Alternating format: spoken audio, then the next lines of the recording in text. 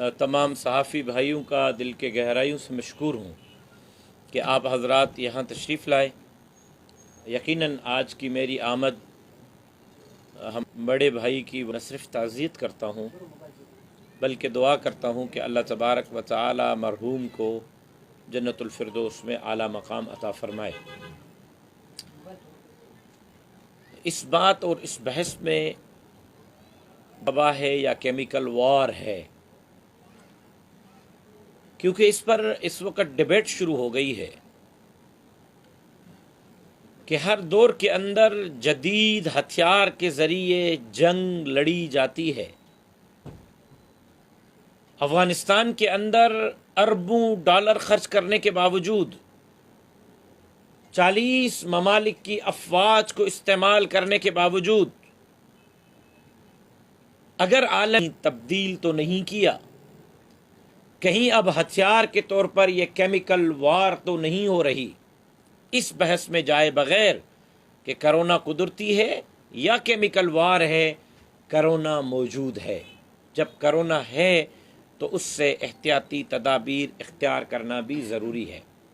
मैं हैरान हूँ कि हमारी डॉक्टर्स के साथ तफसीली नशिस्तें हुई और WHO ने यह कहा कि करोना कुव्वते मुदाफ़ियत के साथ लड़ती है।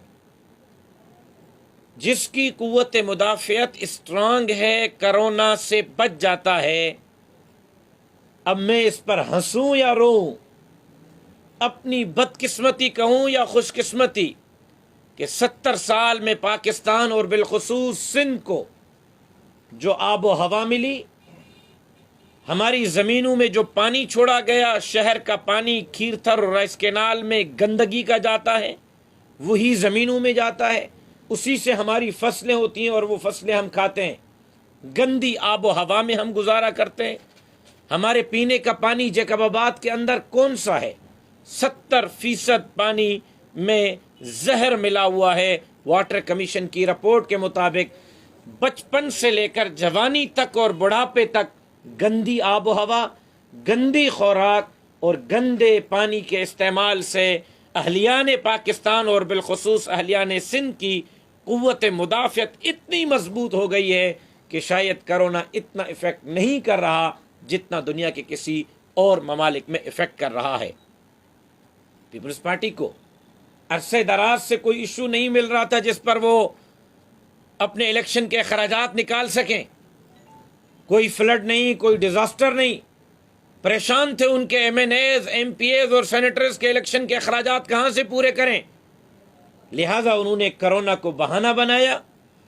अरबों रुपए वजीर आला सिंध ने कौमी खजाने से निकाले। न डॉक्टरों को किट्स मुहैया की गई, न डॉक्टरों को सामान मुहैया किया गया। 1008 मिलियन से जायद रकम पहली खेप में और पहली किस्त में राशन के मद में निकाली गई। 1008 मिलियन पहली किस्त में राशन के मद में निकाली गई और जारी की गई। और उसके बाद भी मेरे पास सबूत मौजूद हैं कि MNAs, MPAs और उनके मिनिस्टर्स DC के साथ, SP के साथ मिलकर व्यापारियों से मिलते रहे और चंदा इकट्ठा करते रहे। लाड़काना तो अपनी जगह बिलावल साहब के घर नौंडेरों के अंदर भी व्यापारियों से चंदा लिया गया है। बिलावल साहब के हल्के एने 200 लाड़काना शहर के व्यापारियों से भी चंदा लिया गया है।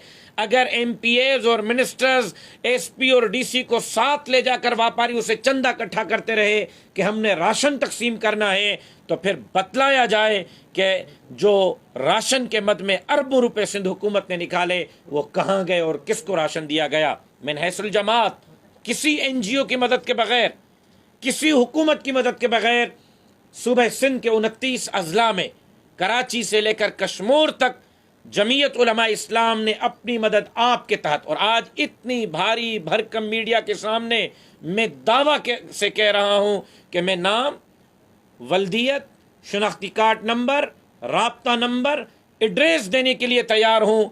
जमीयत उलमा इस्लाम ने लॉकडाउन की सूरत हाल में सूबे सिंध में 1.5 लाख खानदानों तक 20 करोड़ के लगभग मालियत का राशन बगैर किसी NGO के मदद के पहुंचाया है। अगर एक जमात 20 کروڑ کا راشن اپنی مدد آپ کے تحت غریبوں تک پہنچا سکتی ہے، تو پھر سندھ حکومت سندھ کے ان غریب اور مسکین لوگوں تک راشن کیوں نہیں پہنچا سکتی؟ یہ سوالات ہیں جس پر سنجیدگی سے ہم غور کر رہے ہیں، جمعیت علماء اسلام سنجیدگی سے غور کر رہی ہے، اور ہم انشاءاللہ بہت جلد لاک ڈاؤن کی اور کرونا کی صورتحال سے جیسے ہی نکلیں گے تو سندھ کے اندر سندھ حکومت کے خلاف ایک تحریک کا آغاز کریں گے۔ کراچی سے لے کر کشمیر تک سندھ حکومت کے ان کرپٹ پالیسیوں کے خلاف تحریک کا آغاز کیا جائے گا۔